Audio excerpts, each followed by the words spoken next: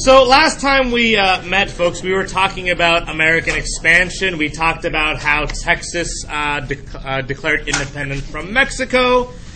We talked about how America illegally immigrated into Mexico. We talked about how we acquired the Oregon country. Oh, by the way, with regard to Texas, going back real quick, why did we not want to annex Texas? What was our concern? Even though we did it in 1846, what was the concern about annexing Texas, Vanessa?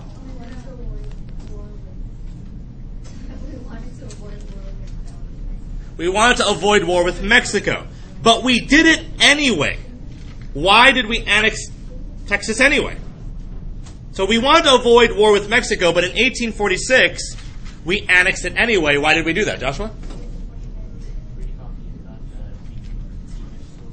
Yeah, we were fairly confident that our military was far superior than Mexico's military. So we figured we'll annex it, and if we go to war, so be it. There's no concern there.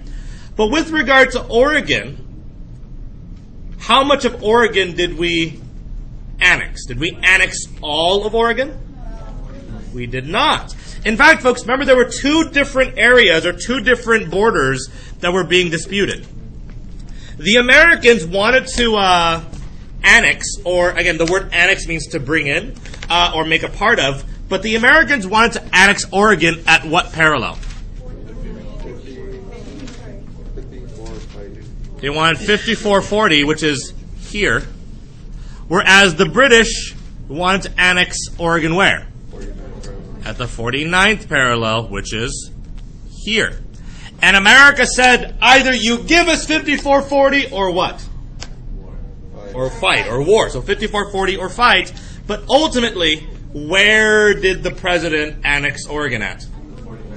At the 49th parallel. So he decided, no, we're just going to hang on to the 49th parallel border. And again, why did we do that? To avoid war with the British. Good. By the way, which is the president that annexed both Oregon and Texas? President Polk. So you should know President Polk, folks, in the election of 1844. It is important to be aware of President Polk, and so if you're not familiar or if you feel like it's a president you can't forget, you should know that President Polk is the expansion president at this time. He's the guy who got us Texas, and he's the guy who got us Oregon. So be aware of Polk with regard to the election of 1844, the election issues being that of annexation and annexation of Oregon and Texas. This brings us to the Mexican-American War, lasting from 1846 to 1848, and it'll be the last thing to talk about in this section of Unit 4. So, the Mexican-American War, 1846 to 1848, also known by the Mexicans as the War of Northern Intervention, where the North intervened in their affairs. Cool? Ready? Here we go.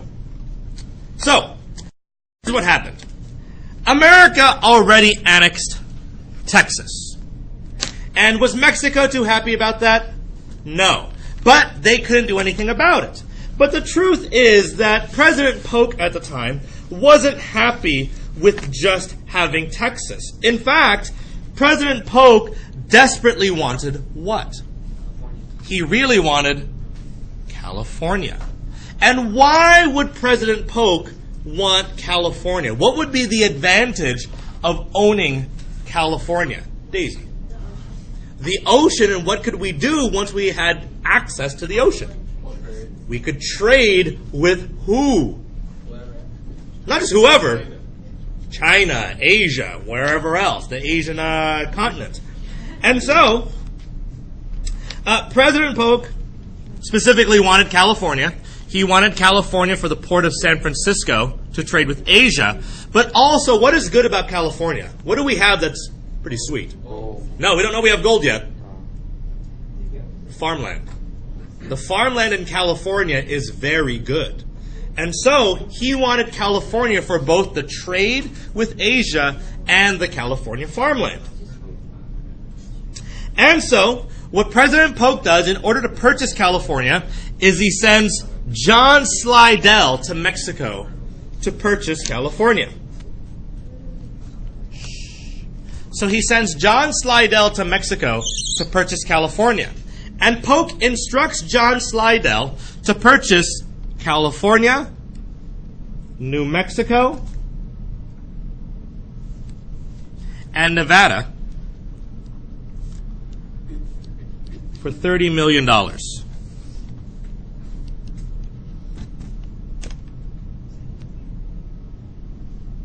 So again, he sends John Slidell to Mexico to purchase California, New Mexico, and Nevada from Texas for $30 million. His other job is to settle the border dispute regarding Texas. Because California annexed all this territory, but Mexico said, well, this territory right here, if we decide to recognize your right to annex Texas, this belongs to us right here. And so his other job was to resolve the border dispute or territory dispute with Mexico. Now,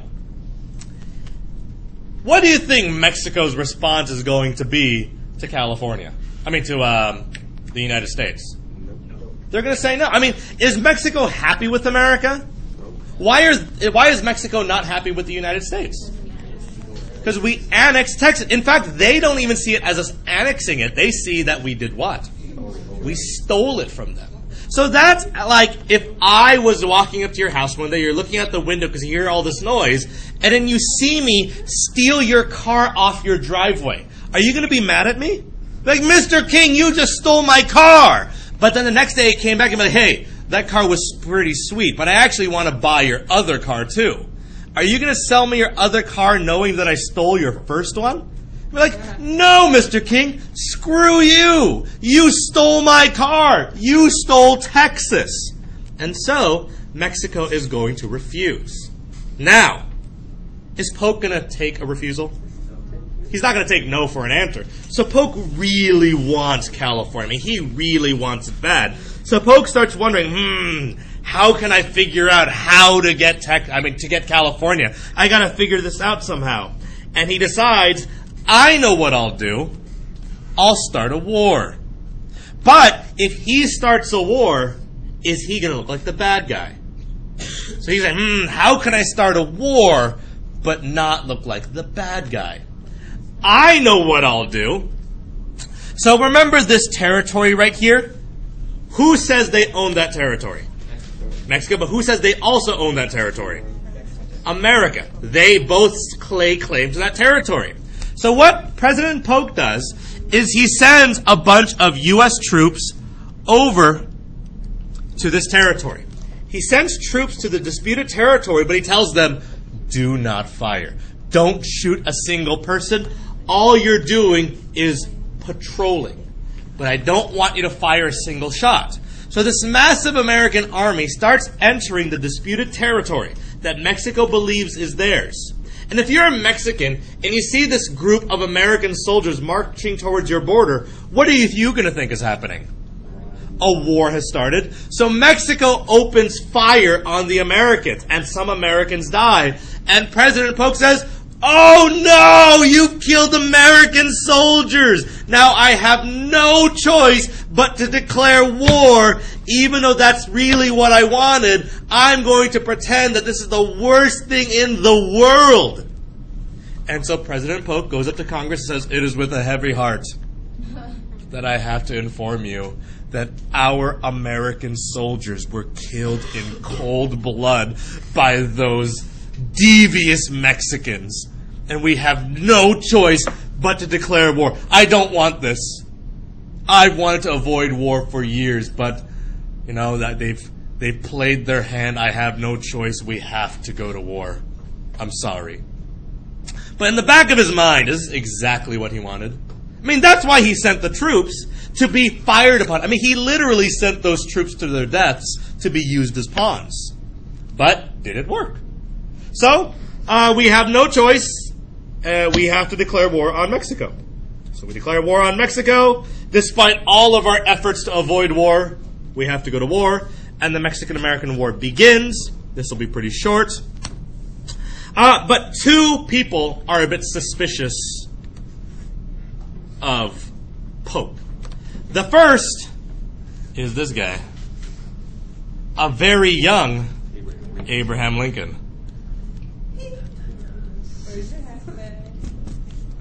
So a very young Abraham Lincoln does not trust President Polk. He's a Whig, by the way. And he says, I don't know about this President Polk. And then he's a congressman at the time, very young congressman. And here he is in Congress saying, President Polk, I don't trust you. I demand to know the exact spot where those American soldiers were killed. And he wouldn't let up. He kept on demanding to know the exact spot where the Americans were killed. Because if they were killed on American soil, that makes a lot of sense. But if they were killed on Mexican soil, was it our fault? And so he says, I want to know the exact spot. But everyone said, shut up, Lincoln! You're just a kid. Keep your mouth shut and let the adults do their business.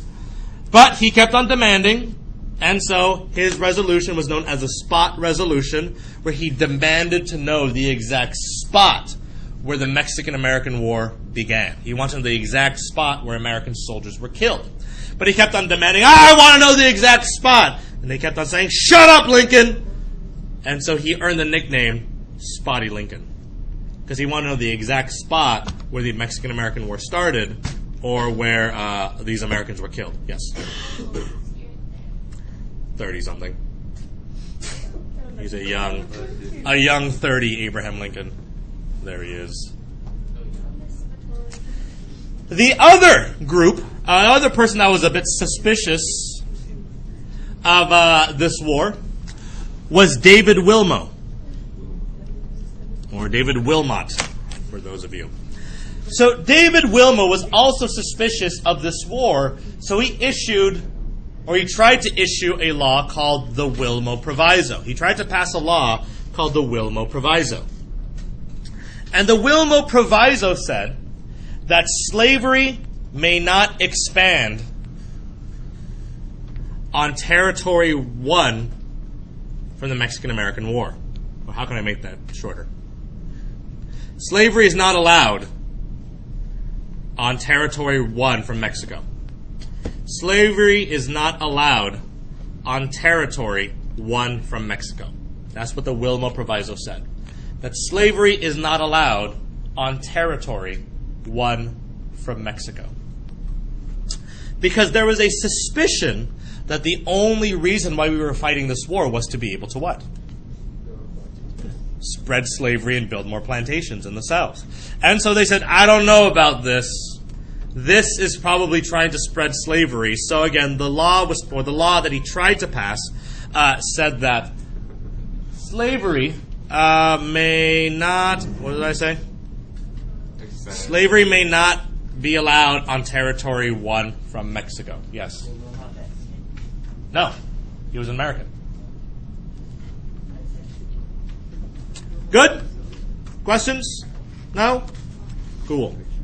So, California declares independence from Mexico in 1846. Yeah, we declared independence because the war began in 1846 and California breaks away pretty early on. So California becomes the Bear Flag Republic in 1846 and we become an independent country for 2 years. 2 years. And our president of California at the time was President John C. Fremont. He was the president of California for 2 years. Bet you didn't know that. Also, the original capital of California, Monterey, California. Not Monterey Park. Monterey in, middle of California, along the coast.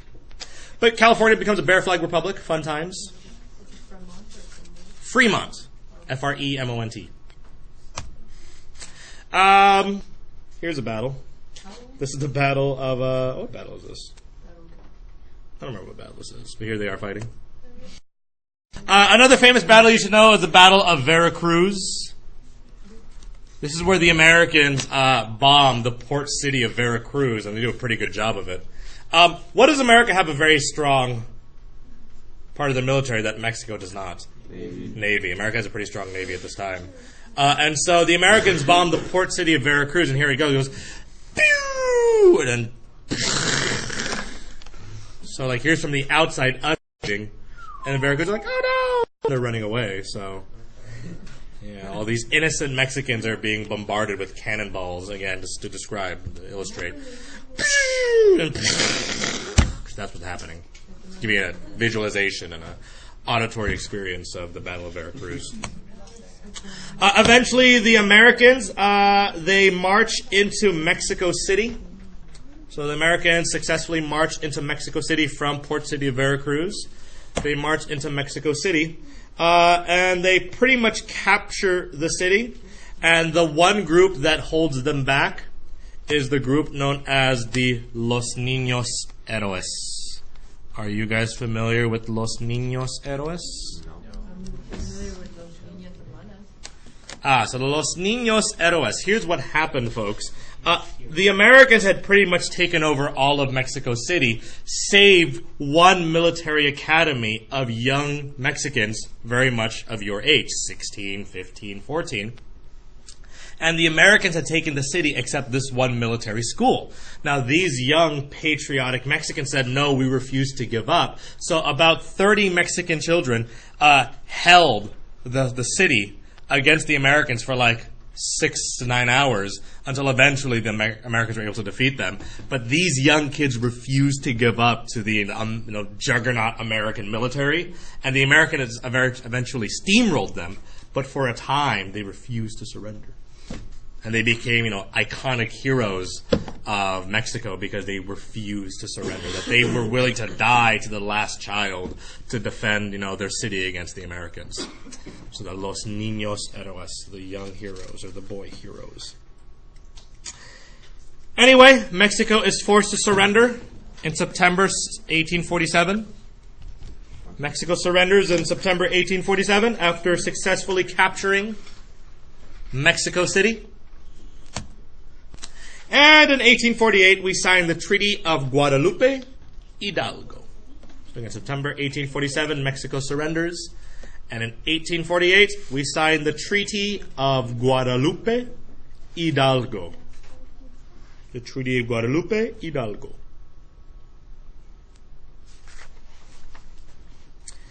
So here's what this treaty says. Number 1, Mexico recognizes America's annexation of Texas. So Mexico recognizes America's Texas annexation. A lot of X's in that sentence.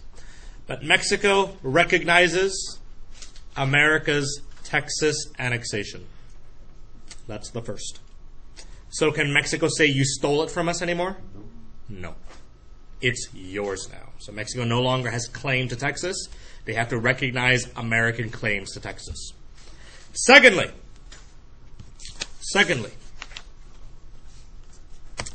Mexico allows America to purchase the Mexican cession. Mexican allows America to purchase the Mexican cession, which includes California and the New Mexico and Utah territories. Again, Mexico allows us to buy the Mexican cession, which is California and the New Mexico and Utah territories, pretty much this area right here, for $15 million. Hey, now wait a minute. What did we originally offer them? 30 million, but we won the war. Hey, when we were nice, we offered you 30, but you were being a jerk about it, so we offered you 15 instead. But America said, well, we do feel kind of bad though, so we're going to go ahead, and America agreed to pay Mexico's war debts.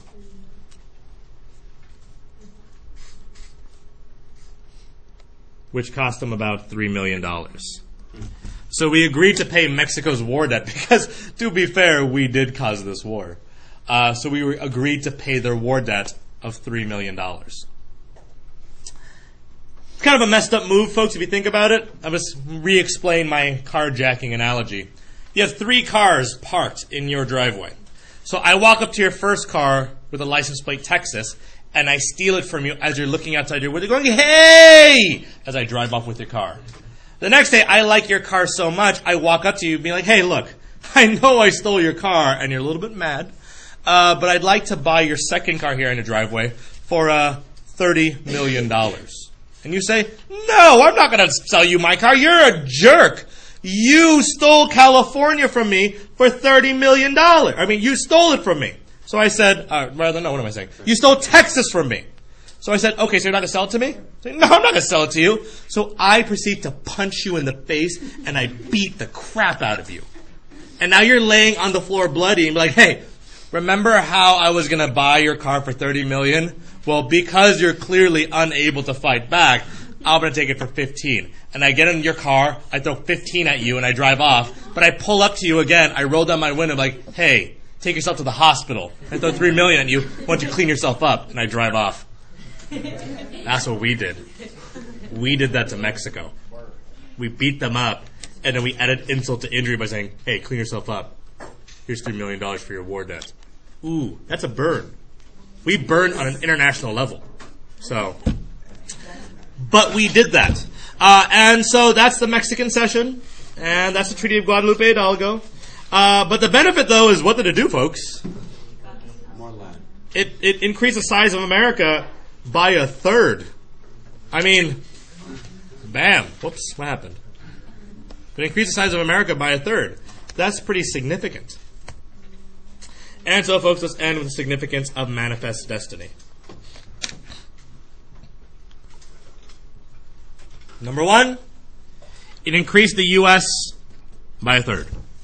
Increased the size of the U.S. by 1/3. Number 2, it provided military experience for generals. And why is this important?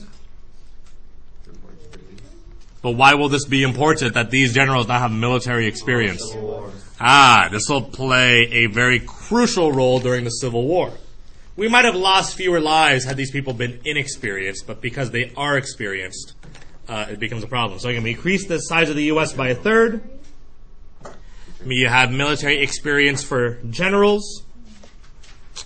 We gain international respect. Why?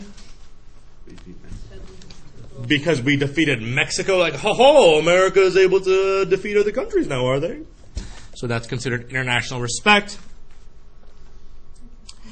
And lastly, Latin America now views America as what? A bully. They view us as a bully. A bully. Cool? Questions? Comments? No? That's manifest destiny. Sir. Civil War. CW stands for Civil War. Or whatever the CW stands for now on Channel 5. What does that stand for? I don't know. Anywho, that's the end of...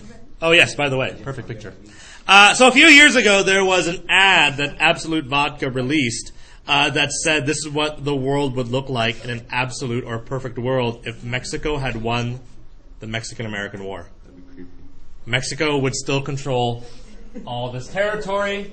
They would still control Texas, New Mexico, Nevada, California.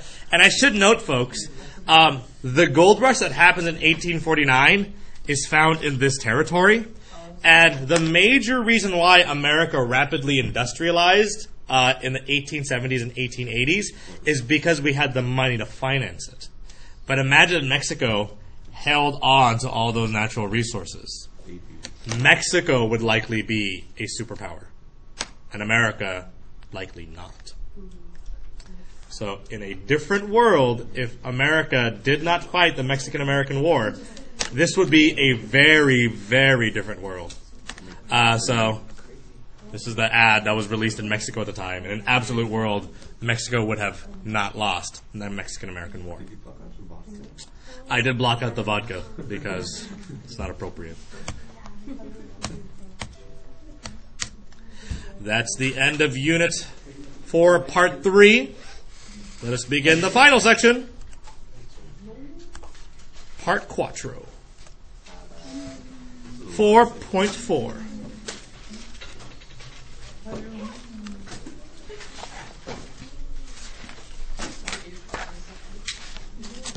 Today and likely on Monday and a little bit on Tuesday, Wednesday, we're going to be finishing off the Jacksonian Era, but we're going to be focusing on the Second Great Awakening and antebellum reforms. The Second Great Awakening and antebellum reforms. So, when we're talking about antebellum reforms, folks, what does antebellum mean again? Before which war? Civil War. And when we're talking about reforms here, folks, we're talking about social reforms. Reforms that are going to benefit who? The common man.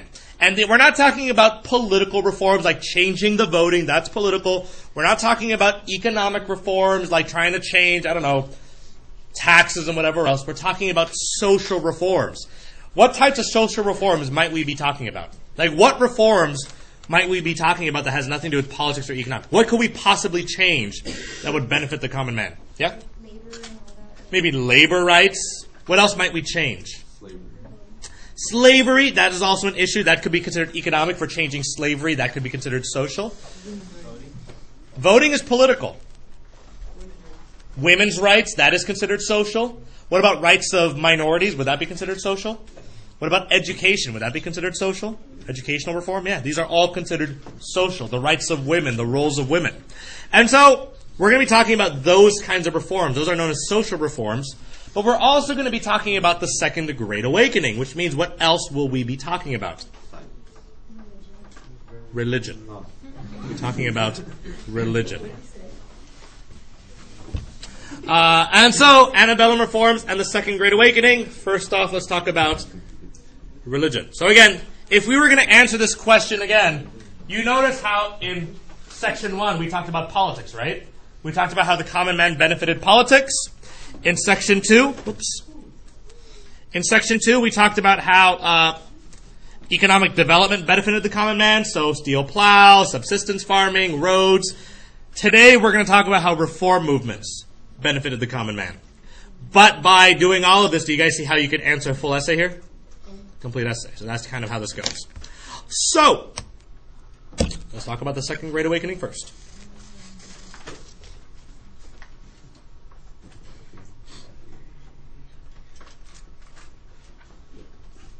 So just like before, folks, why do you think a Great Awakening is important? What do you think happened in America right before the Second Great Awakening? Just like in the First Great Awakening. What was happening to American society that we felt compelled to have another Great Awakening? Yeah. Yeah, they were moving away from the church. They were becoming less pious. They were caring less about religion. And so you have this new revival of religion. So again, the Second Great Awakening is, again, a religious revival that took place in the 1820s through the 1850s. So it's another religious revival that took place from the 1820s to the 1850s. So you have your next religious revival. Good so far? We're going to talk about a series of religious groups now, just so you are aware of them. The first religious group you need to be aware of, where they all came from first, is known as the Burned Up District. Most religions emerged in what is known as the Burned Up District, which is here in New York. Now, it's called the Burned Up District not because this region was set on fire, but because this region was constantly talking about fire. And specifically fire where? Hell. In hell. They were constantly talking about how you need to save your soul or you will be burning in fire and brimstone and your buddy the devil is going to be there with you. So they began to talk about hell and how terrible it was. And so the burned up district in New York is where a lot of these new religions emerged. It's where the Second Great Awakening really began, in this burned up district. Well, some of the religions that emerged were the Unitarians. So the Unitarians. First off, does anyone know what it means to be a Unitarian?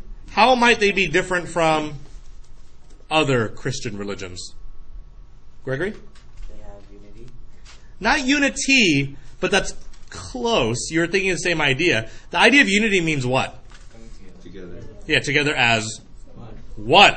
So, the difference between the Unitarians and other Christians is that they only believed in God. They did not believe in what? Two other elements. The Holy Spirit. Jesus or the Holy Spirit. They just believed in God. They also believed that there was a loving God. That God was not mean, God was not unkind, but God was loving.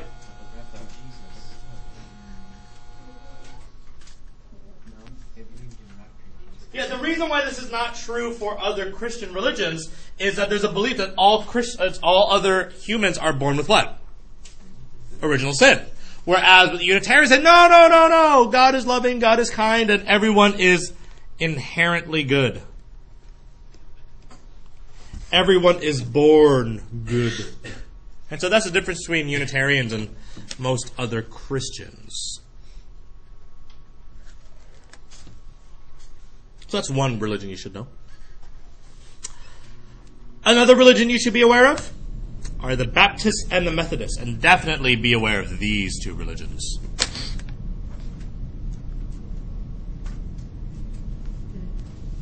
So pretty much with Baptists and Methodists, this became a new kind of religion in which the common man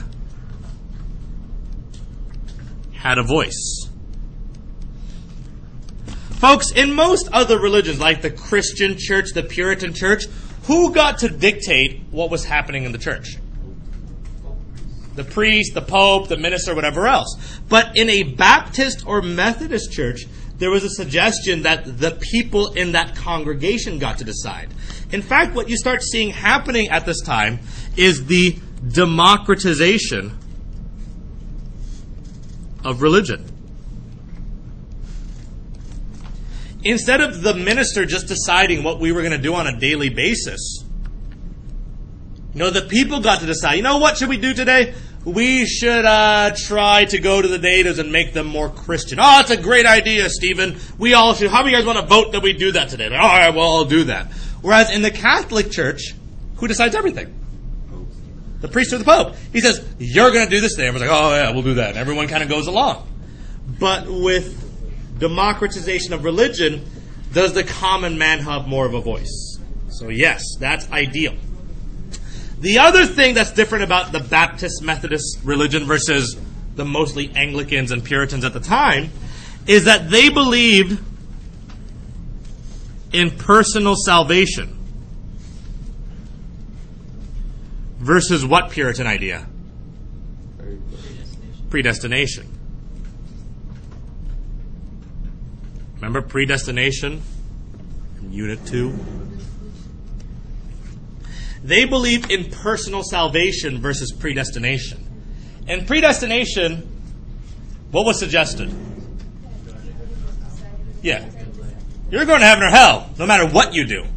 But in personal salvation, what does that mean?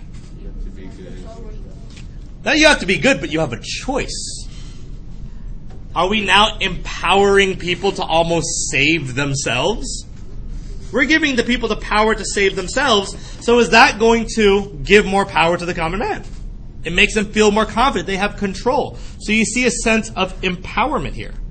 We're empowering the common man. Well, that's huge.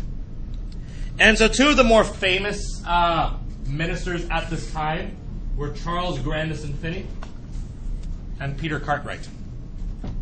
Charles Grandison Finney and Peter Cartwright.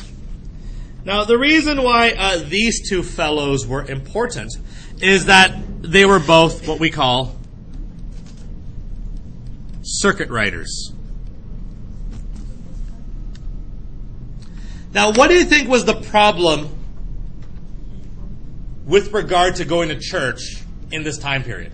Why were more and more people having a harder and harder time going to church during this time period? Less churches. Why were there less churches? Because as they're expanding further and further west, what are we not building fast enough? Churches. So these guys were circuit riders. And what do you think they did? Bigger? Went around like the country, like in a wagon or a car or something, like promoting religion. Exactly. They were traveling preachers. Another word for that is an itinerant preacher. But they were traveling preachers that would travel from state to state, region to region across the west and the east, trying to spread religion. So they were known as circuit riders or itinerant preachers. Itinerant just means someone who moves around. Think of like your itinerary, right? You have an itinerary. That means where you're going to go. Itinerant preachers were the same way. They would travel from place to place, trying to spread the word. And again, why was it important for these guys to do that? What weren't there back then? Not enough churches. And you'd have an example. Here they were in the middle of, the forest. They'd be like, hey, if anyone's around, we're going to be preaching on Sunday. And so they'd cut down some logs. They'd make those benches. And then tons of people from across the region would come and hear Charles Grandison Finney and Peter Cartwright speak about the word of the Lord. Because again, could most of these people read the Bible? No. Why not? Because they were illiterate. They couldn't read. But these guys could read. And then so they were trying to help them, have a better understanding of religion and the Lord and whatever else. So is this going to empower more common man people? It empowers them, gives them more power in the church. It gives them more power over their own salvation. And is that going to give them more confidence? Definitely. So again, beneficial to the common man. They are giving some pretty amazing. And again, all these people are fainting because the speech is just so crazy. You're like, oh, my word. I'm having the vapors. But they're like just getting so compelled and caught up in like their speeches that just getting, because they've never heard a man speak like this for years, if ever. And so when Peter Cartwright and Charles Grandison Finney come in and be like, let me tell you about the Lord. Like, oh, this is going to be good. And they get caught up in it. So that's happening. Yes. Then you have the feminization of religion. Also very important for women. Here's why.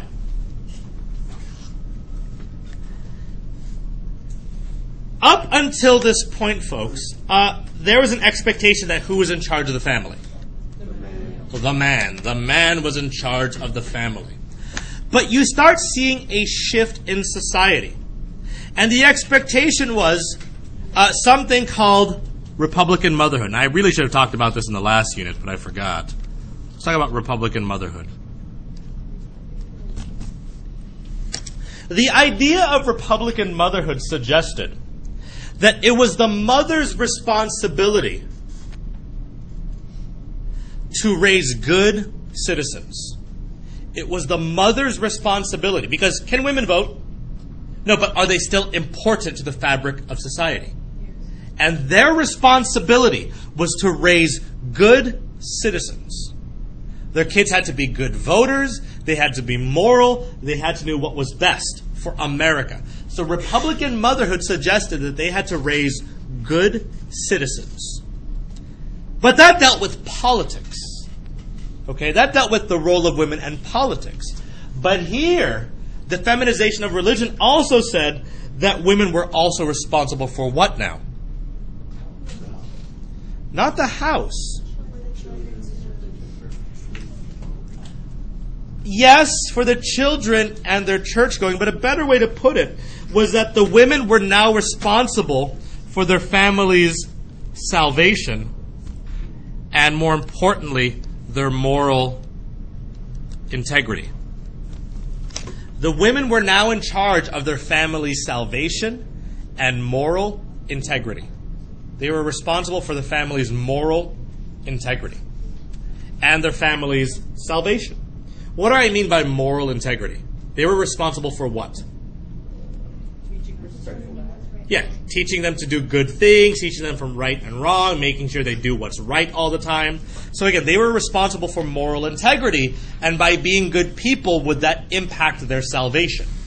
That is the expectation, that women were now responsible for that, because before, men were responsible for that, but now it's women.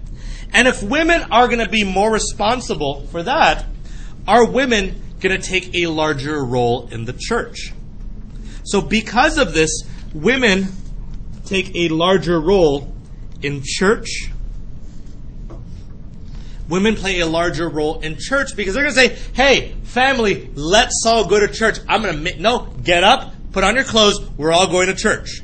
So the women would make their families go to church, and they would play such a large role in the salvation of their families and the souls of the people in that church. Women said, hey, we're doing pretty well in terms of trying to help the people in our church. Who else should we help? Everyone. So women, as a result, end up playing a much larger role in society. Because they first focus on the family and saving them, they play a larger role in the church. Because they're playing a larger role in the church and trying to save their entire congregation, eventually they say, hey, let's take this Christian mindset of helping others and let's help others. Let's help everyone. So they begin to take charge of society, and that's going to be a major change. Good with everyone there? Everyone understand the basic idea of feminization of religion? Going from just Republican motherhood and civic values to actually wanting to fix society for the better. Lastly, we have a group known as the Mormons. You should be familiar with the Mormons, also known as the Church of Latter-day Saints.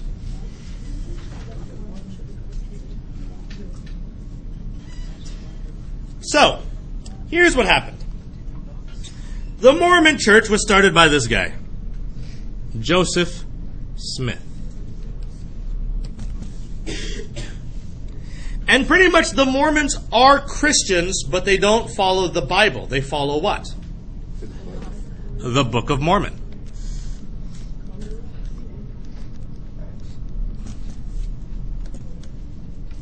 And other Christians hated them for it. Because they said, wait, you can't call yourself Christian if you don't follow the Bible. But the Mormons said, but this is the Bible. This is the new Bible. And so the Mormons made themselves their own religion, and all the Christians hated them for it. A number of reasons why people hated the Mormons. Number one, they had the new Bible, so they were hated because of that. Number two, they were hated because the Mormons began to create their own militias. But why might the Mormons feel compelled to create their own militias? Because everyone hated them and wanted to get rid of them, so they felt compelled to protect themselves. Number three, they were also considered vile and terrible because these Mormons practiced what was known as polygamy. Now, what does polygamy mean? Multiple wives.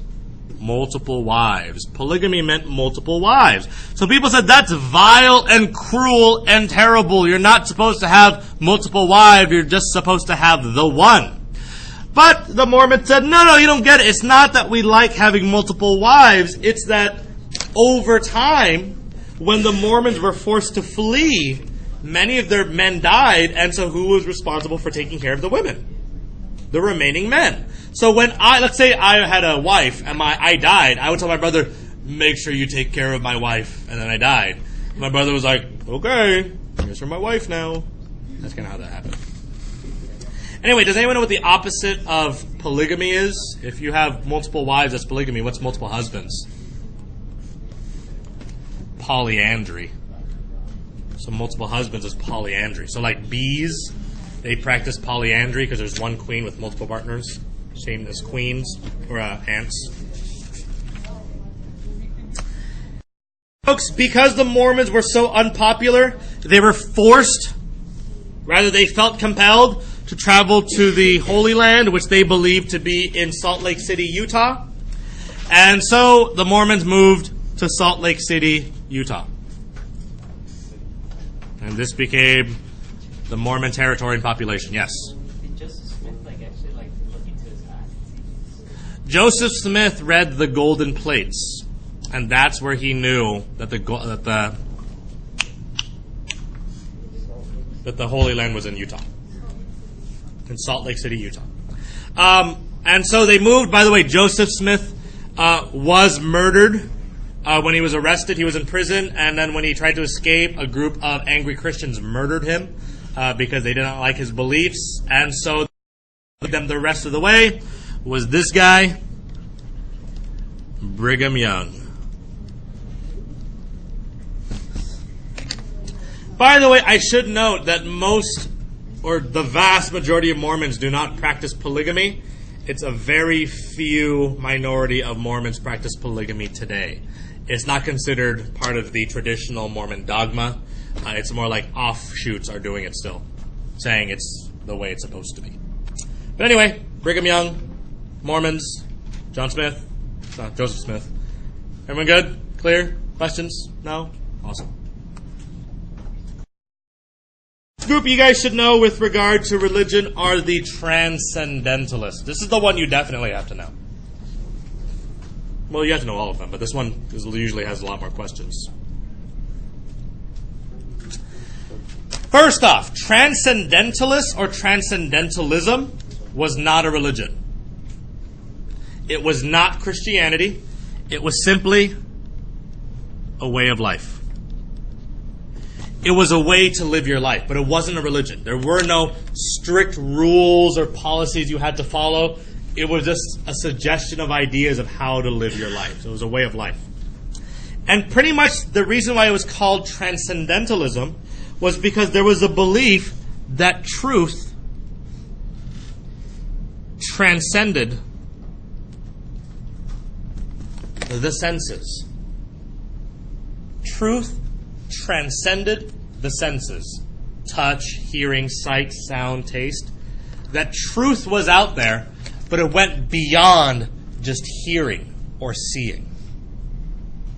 Transcend means to go beyond. And they said that truth transcended the senses. You don't just smell or see or hear or taste truth. It's more than just that. Because they said truth was to be found where? In two places. Found within. And truth was also supposed to be found in nature. That if you just sat and you quietly just thought and contemplated on nature and yourself, you would find truth. You would discover why we were really here. You would discover what your purpose was if you just took the time to think and went beyond just sight and sound, but really delved within and understood what nature was all about and why things were and why you were. Then you would discover the truth. Because they said if you could do these things, then you would be able to communicate with God. Now, do I mean the Christian God? No, I just mean the God, whatever God that might be. You could communicate with him. You would better understand him. But again, that doesn't mean I'm talking about Christian God. We're just talking about God. Could be Christian God, it could be Zeus or Buddha or whomever, but God. They believed that society was bad because it corrupted man. They say that society corrupted mankind.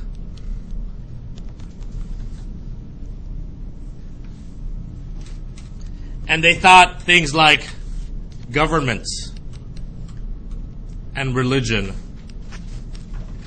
were bad. They didn't like religion, they didn't like government because it was organized.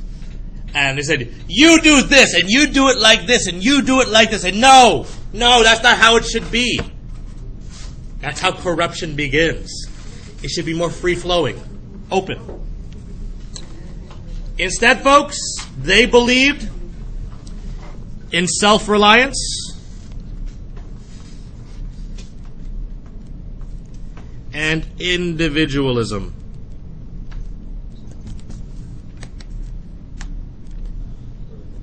Because who is going to be the most honest with you? Yourself. Who is going to help you the most? Yourself. You can rely on society, but society will fail you. Society will make you regret. Society will make you feel ashamed and lie to you. But you can count on you. And you can rely on you. And if you are alone and you just contemplate, you will know who you are. And that was Transcendentalism. The three Transcendentalists you should know are Ralph Waldo Emerson. Emerson, of course, was pretty important. But he was the one who truly did promote this idea of individualism and self-reliance. He's really big on that. That's really Emerson's deal. Individualism and self-reliance. Another guy you should know is Henry David Thoreau. What is he famous for? Sort of. What did he practice? Civil disobedience. What is the idea of civil disobedience, folks? You know what civil disobedience means? It means non-violent protest. Let's say you don't like something. Let's say you're really opposed to rights being taken away. There are two ways to go about this. You can either violently protest and riot, or you could do what? Non-violent protest. You could picket, you could march, you can chain yourself to a school building if you refuse to leave. You can do a sit-in, you can do a teach-in, you can do a whatever. But it's non-violent. He said, if mankind is going to be corrupt, don't stoop down to their level.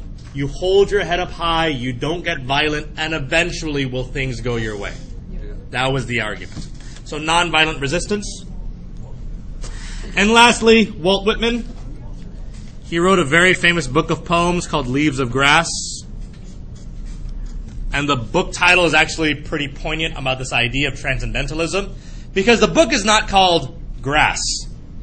It's called what? Leaves of Grass. So what is he suggesting? What is the difference from calling it grass versus leaves of grass? No. Not leaves are above grass. No. Leaves of grass is still talking about the grass, but we're not talking about it as just grass as a whole. We're talking about the individual leaves of grass. So it's leaves of grass, not just grass, but leaves of grass. That each individual leaf is important. That each individual leaf is significant. We don't say humanity. We say Mr. King. That guy. That guy. Or we say Victoria. That person. We don't say our class. We say Brian. You know, that's what we mean by leaves of grass. Individualism. Is this going to empower the common man? Yeah, because they feel more self-reliant. They feel more individualistic. And in a society that's moving further and further west, why might this religion make sense to a lot of people? This idea of individualism and self-reliance. Yeah, they didn't have to be restricted by a church that might not be non-existent. And two, are there a lot of people in the West? No. And so if you have an idea that promotes this idea of self-reliance and empowerment, that's pretty good. You might actually make it in the West. So, Transcendentalism. Pretty much, folks, the things that they believed in included the following. There you go.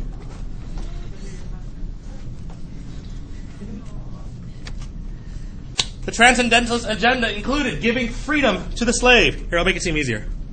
Giving freedom to the slave.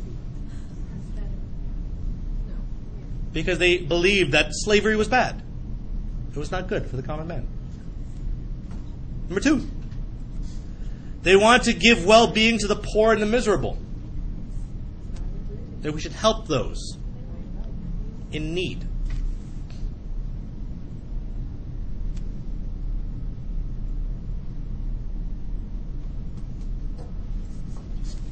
We should also give learning to the ignorant. They were very big on education. They want to give health to the sick.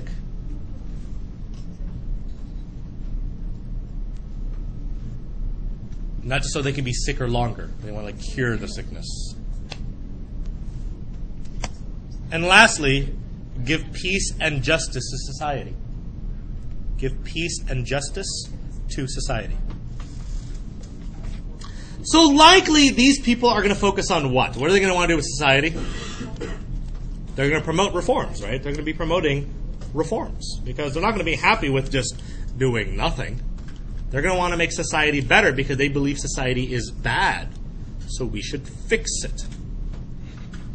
So with the Transcendentalists and the feminization of religion and the Second Great Awakening, do you think these things will inspire social reform?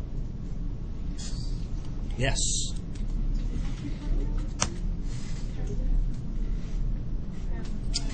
The significance of the Second Great Awakening is the same as the stuff we've already talked about.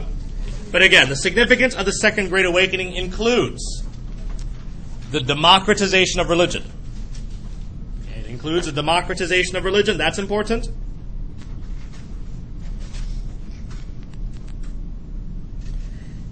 You have the democratization of religion. You also have the feminization of religion. So you have the democratization of religion. You also have the feminization of religion.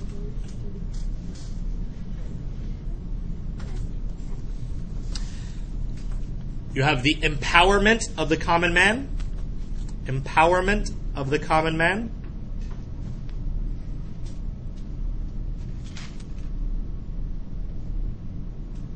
And lastly, you have an emphasis of social reforms, or an emphasis on social reforms. Let's look at this graph real quick, folks. Which religions grew dramatically at this time? So let's go all the way to the left first. Which did Baptists grow dramatically? Yeah, I mean, they had 457, and all of a sudden, boom, 2,700 and 12,000. So huge numbers. What about Catholics? Did Catholics jump pretty largely? Yes. And by the way, why did Catholics become such a large number in America? Immigration, right? That's because of immigration. Congregationalists, did they jump dramatically? Yes, but not as much, right? That seems to be a pretty steady increase. Episcopalians, also pretty steady increase. Lutherans, pretty steady increase. What about Methodists? From 1780. Yeah. Well, from nothing to boom!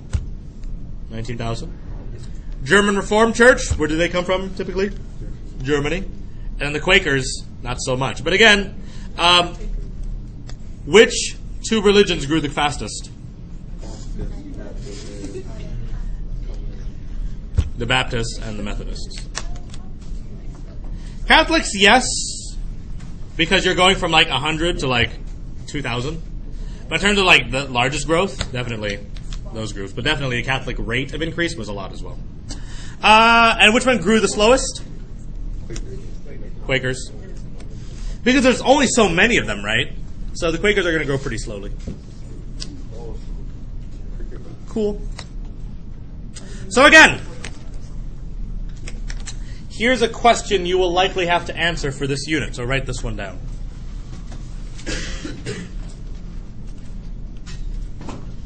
And we're not going to answer it right now. We're going to answer it probably next week.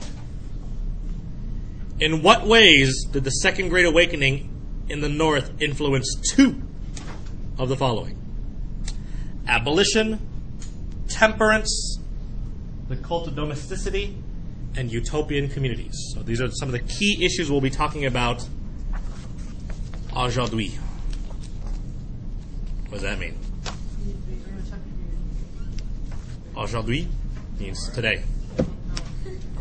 Aujourd'hui. En français, aujourd'hui. So, in what ways did the Second Great Awakening in the North influence two of the following? So, pretty much, folks, what you should note right now is this. This essay is not about the Second Great Awakening. It's really about what? The influence. But the influence is going to be quick because you really should be talking about what? These things. But pretty much, let me give you the answer right now in terms of Second Great Awakening. You can talk about willingness to help the common man.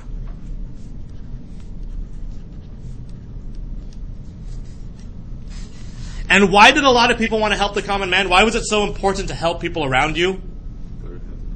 Right, personal salvation.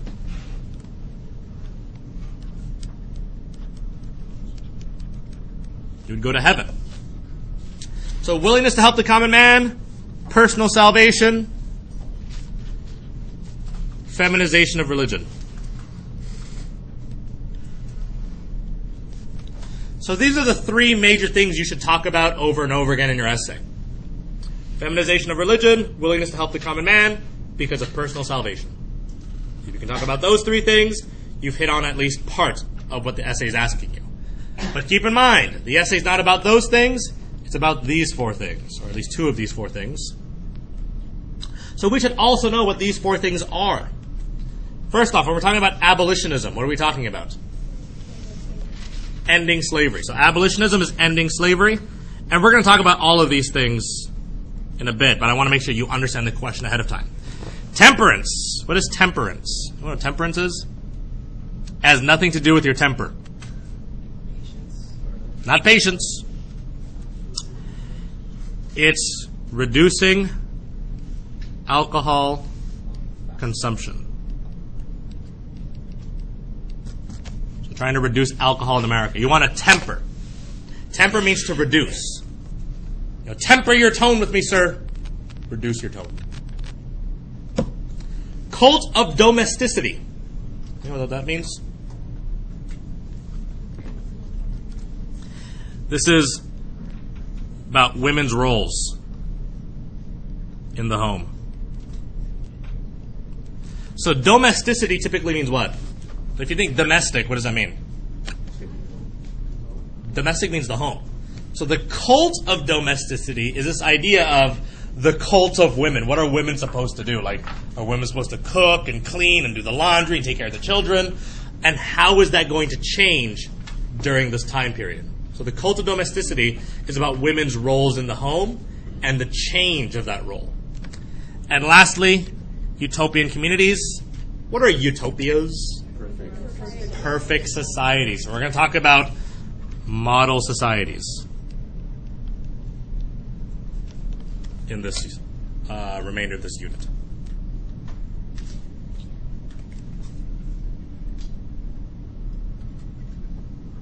Cool? But we're going to end there today. And we'll touch base again when I see you again next week.